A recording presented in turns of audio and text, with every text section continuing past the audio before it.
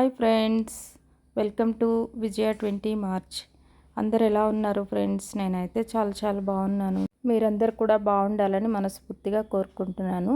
ఈరోజు మన వీడియో ఏంటంటే, ఆల్రెడీ బౌల్ చూడగానే మీకు అర్థమై ఉంటుంది, టమాటో పుదీనా చట్నీ అండి. ఎంత అమృతంలాగా ఉంటుందంటే, ఒకసారి ప్రాసెస్లోకి వెళ్దాం రండి ఫ్రెండ్స్. ముందుగా పచ్చిమిర్చి కట్ చేసి పెట్టుకున్నాను. అలానే టమాటోలు కూడా శుభ్రంగా 2-3 సార్లు కడిగి కట్ చేసి పెట్టుకున్నాను. అలాగే పుదీనా కూడా అండి. పుదీనాలో చాలా ఇసుక ఉంటుంది. అందుకే ఒక 4-5 సార్లు సాల్ట్ వాటర్లో నీట్గా కడిగి పక్కన పెట్టేస్తానండి. ఇప్పుడు ముందుగా స్టవ్ ఆన్ చేసుకొని కడాయి పెట్టుకుందాం. కడాయి కొంచెం హీట్ అయిన తర్వాత ఒక 2 టేబుల్ స్పూన్స్ వరకు ఆయిల్ వేసుకుందాం. చాలా తక్కువ ఆయిల్తో మనం ఈ చట్నీ చేసుకోబోతా ఉన్నాం. ఈ ఆయిల్ కూడా హీట్ ఎక్కిన తర్వాత కొంచెం మెంతులు, అలానే కొన్ని ధనియాలు వేసుకుందామండి. ఇవి వేగుతూ ఉండగానే మనం ఇప్పుడు పచ్చిమిర్చి వేసుకున్నాం. పచ్చిమిర్చి కట్ చేసి వేసుకోకపోతే కనుక చింది మొహాన పడతాయండి. అందుకని కట్ చేసి వేసుకుందాము. అలాగే మనకి పచ్చడి కమ్మగా ఉండాలి కదా, అందుకని చెప్పేసి ఈ పచ్చిమిర్చిలోనే కొన్ని పల్లీలు కూడా వేసుకుందాం. 2 సైమల్టేనియస్లీ ఒకే టైంలో వేగిపోతాయి కాబట్టి. చూస్తుండగానే పచ్చిమిర్చి పల్లీలు వేగిపోయాయండి.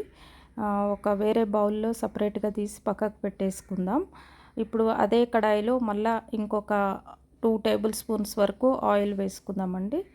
ఆయిల్ వేసుకున్నాక ఆయిల్ హీట్ అయిన తర్వాత ఇప్పుడు మనం కట్ చేసి పెట్టుకున్నాం కదా టమాటోలు, అవి వేసేసుకుందామండి. అవి సిమ్లో పెట్టేసుకుందాము. మెల్లగా వాటర్ అంతా బయటకు వచ్చేసి ఫ్రై అవుతాయి. ఇందులోనే పసుపు వేసుకుందాం, అలాగే సాల్ట్ కూడా వేసుకుందాం. తొందరగా వేగిపోతాయి మనం ఉప్పు వేసామంటే కనుక. నేను చట్నీలలో తప్పనిసరిగా దొడ్డుప్పే వేస్తానండి. కల్లుప్పు వేసాం కదా, వాటర్ బయటకు వచ్చేసాయండి. ఇప్పుడు ఆ వాటర్ అంతా స్లోగా ఎగిరిపోవాలి. అంతవరకు మనం సిమ్లోనే మధ్యలో కలుపుతూ ఫ్రై చేసుకుందామండి. అయితే మనకి పుదీనా వల్ల గ్యాసు, అజీర్ణం, కడుపు నొప్పి తగ్గిపోతుందండి. జీర్ణక్రియ కూడా మెరుగుపడుతుంది. అలాగే పుదీనా ఎవరైతే ఆకలి లేకుండా ఉంది అనుకుంటారో వాళ్ళు కొంచెం పుదీనాను ఎక్కువగా తీసుకుంటే కనుక ఆకలి బాగా పెరుగుతుందండి. అలాగే పింపుల్స్ మీద రాసినా కానీ ఆ పింపుల్స్ పోతాయండి పుదీనాని. టమాటాలు మెత్తబడ్డాయి, వాటర్ కూడా ఆల్మోస్ట్ దగ్గరకు వచ్చేసింది. ఈ పాయింట్లో మనము పుదీనాను వేసుకుందామండి. పుదీనాని ఎక్కువగా ఫ్రై చేయొద్దండి. ఫ్రై చేస్తే కనుక దాని ఫ్లేవర్ పోతుంది. అందుకని జస్ట్ ఒక 1 మినిట్ మాత్రమే ఆ టమాటాల పైన అట్లా వేసి ఉంచితే అది ఆ వేడికి మగ్గిపోతుందండి. పుదీనా టమాటోలు బాగా మిక్స్ అయ్యేలాగా ఒక్కసారి కింద నుండి పై దాకా మొత్తం టమాటోలు కలిసేలాగా కలుపుకుందామండి. కలుపుకొని మూత పెట్టేసామనుకోండి, ఒక 1 మినిట్లో మగ్గిపోతుందండి. ఎక్కువ టైం కూడా పట్టదు. ఇప్పుడు కడాయి మీద మూత ఓపెన్ చేసి చూద్దామండి. చూసారా పుదీనా ఎంత చక్కగా మగ్గిపోయిందో. ఫాస్ట్గా మగ్గిపోతుందండి. టమాటోలు కూడా చక్కగా ఈవెన్గా మగ్గిపోయాయండి, పుదీనా మరియు టమాటోలు. ఈ పాయింట్లో ఒక 2 రెమ్మలు టమాటో పండు ఎంతున్నా సరే ఒక 2 రెక్కలు చింతపండు వేస్తేనే ఈ టమాటో పుదీనా పచ్చడి ఫ్లేవర్ అనేది, టేస్ట్ అనేది సూపర్గా ఉంటుందండి.